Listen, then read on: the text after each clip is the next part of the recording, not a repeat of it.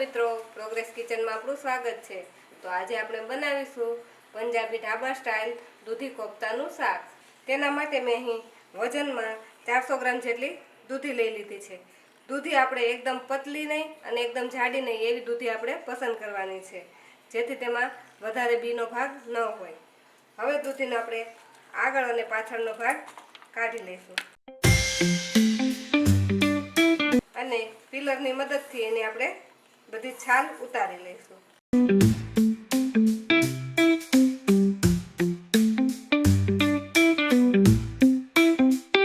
હવે આપણે દૂધીને આ રીતે મોટા ઓલવાળી ખમણીથી ખમણી લઈશું। તો આપણી દૂધી ખમણાઈને રેડી થઈ ગઈ છે। હવે આપણે દૂધીને એક બાઉલમાં લઈ લઈશું। હવે આ દૂધીમાં આપણે અડધી ચમચી મીઠું નાખી દઈશું। મીઠું આ દૂધી સાથે આપણે મિક્સ કરી દઈશું। દૂધીમાં મીઠું નાખી દઈશું એટલે દૂધી કાળી નહીં પડે અને દૂધીમાંથી જે વધારાનું પાણી હોય એ ફટાફટ નીતરી જશે। હવે આપણે એક કોટનનું કપડું લઈ લેશું અને તેમાં આપણે આ દૂધીને બધી દૂધીને એમાં નાખીશું। હવે આ દૂધીમાંથી આપણે વધારાનું પાણી બધું જ નિતારી લઈશું। તો આ રીતે પ્રેસ કરી અને દૂધીમાંથી આપણે બધું જ પાણી નિતારી લેવાનું છે। જો આ દૂધીમાં થોડું પણ પાણી રહી જશે તો આપણા કોફતા બરોબર નહીં બને, એટલે એકદમ પ્રેસ કરી અને જેટલું બને તેટલું બધું જ પાણી આપણે આમાં નિતારી લેવાનું। આપણી દૂધીમાંથી આપણે બધું જ પાણી નિતારી લીધું છે અને આપણી દૂધી આવી એકદમ કોરી થઈ ગઈ છે। તો હવે આપણે આ દૂધીમાંથી કોફતા માટેનો મસાલો બનાવી લઈએ। હવે કોફતાનો આપણે મસાલો બનાવી લઈએ। તો આપણે અહીંયા દૂધી આપણી તૈયાર છે, તો તેમાં નાખીશું આપણે અડધી ચમચી હળદર પાવડર, 1 ચમચી કાશ્મીરી લાલ મરચું, અડધી ચમચી શેકેલા જીરાનો પાવડર, અડધી ચમચી આમચૂર પાવડર, 1 ચમચી લીલા મરચાંના ટુકડા અને થોડાક નાખીશું આપણે ઝીણા સમારેલા ધાણા। દૂધીના છીણમાં આપણે પહેલાં મીઠું નાખેલું હતું, એટલે અત્યારે આપણે તેમાં મીઠું નહીં નાખીએ। હવે તેમાં નાખીશું આપણે 2 ચમચી ચણાનો લોટ। હવે આ બધી જ વસ્તુને આપણે મિક્સ કરી લઈશું। દૂધીના કોફતા બનાવવા માટે કોફતામાં આપણે વધારે પડતો ચણાનો લોટ નથી નાખવાનો। જો વધારે પડતો ચણાનો લોટ નાખશું તો આપણા કોફતા સોફ્ટ નહીં બને। હવે આપણું કોફતા માટેનું મિશ્રણ રેડી છે, તો હવે આપણે પહેલાં તેલ ગરમ કરી લઈએ। હવે આપણે એક કઢાઈને ગેસ પર મૂકી તેમાં થોડું તેલ નાખીશું। હવે ગેસ ચાલુ કરી તેના પર કઢાઈ મૂકી તેમાં આપણે તેલ નાખી દઈશું।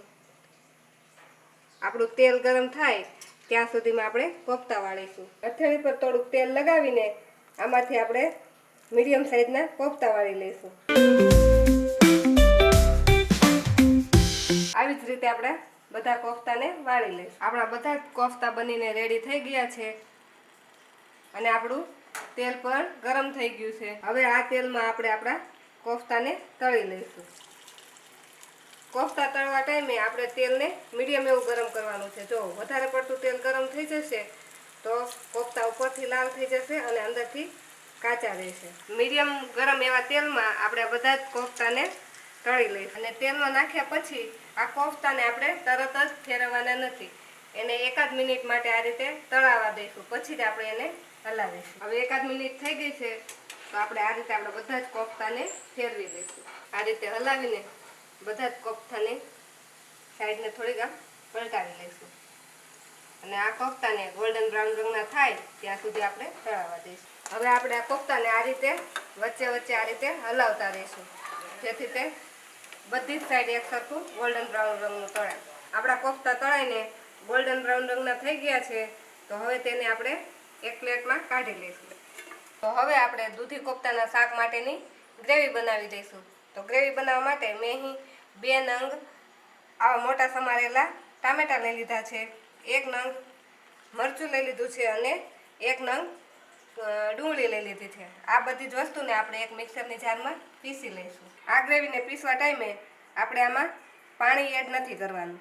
આપણી કાંદા ટમેટાની ગ્રેવી બનીને રેડી થઈ ગઈ છે, તો હવે આપણે આનો વઘાર કરીશું। આપણા કોફતા થોડાક ઠંડા થઈ ગયા છે અને તેને તોડીને જોઈએ તો આપણા કોફતા એકદમ સોફ્ટ બન્યા છે।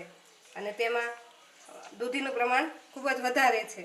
હવે જે આપણે કોફતા તળવા માટે તેલ લીધું હતું તેમાંથી વધેલું તેલ આપણે કાઢી લીધું છે અને એ જ કઢાઈમાં આપણે 3 થી 4 ચમચી જેટલું તેલ દેવા દીધું છે. આપણું તેલ ગરમ થઈ ગયું છે તો તેમાં હવે આપણે થોડા સૂકા મસાલા નાખી દઈશું.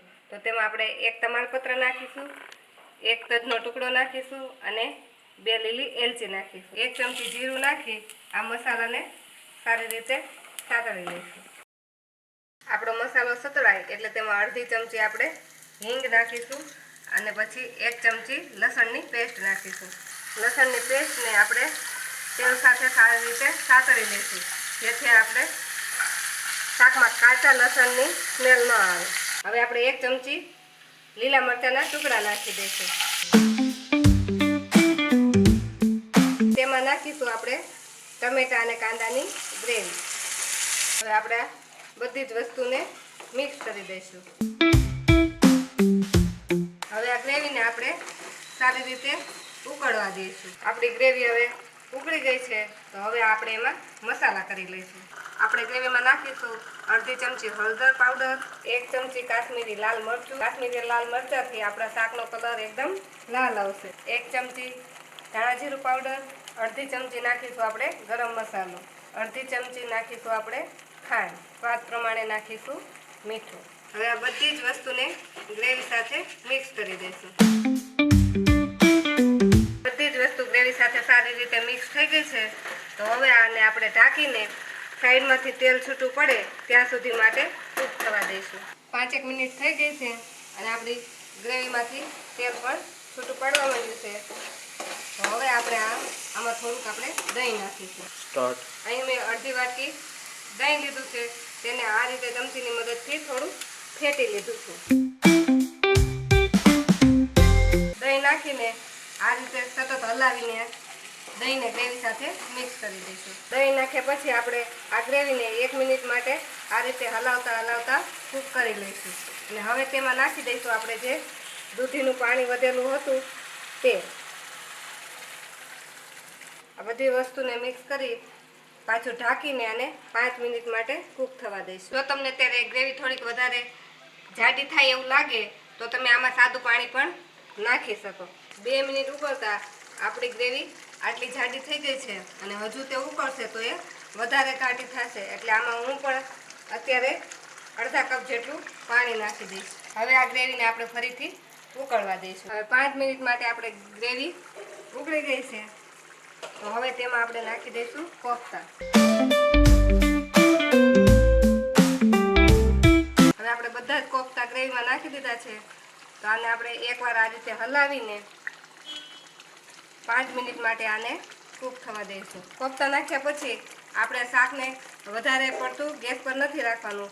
2-3 મિનિટ માટે આપણે ગેસ પર આને રાખી પછી આપણે ગેસને બંધ કરી દઈશું. હવે આપણે ઢાંકીને આને 2 મિનિટ માટે રહેવા દઈશું, જેથી કરીને આપણે જે ગ્રેવી છે તેનો બધો ટેસ્ટ કોફતામાં આવી જાય. 2 મિનિટ થઈ ગઈ છે અને આપણા કોફતા પણ ગ્રેવી સાથે સારી રીતે મિક્સ થઈ ગયા છે. તો હવે આપણે ગેસની ફ્લેમને બંધ કરી દઈશું. હવે તેના પર થોડા લીલા ધાણા નાખી દઈશું. આપણું દૂધી કોફતાનું શાક બનીને રેડી થઈ ગયું છે તો હવે આપણે તેને એક પ્લેટમાં સર્વ કરીશું.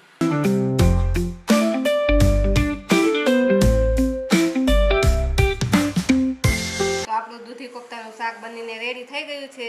આ શાકને તમે પરોઠા કે રોટલી સાથે સર્વ કરી શકો છો.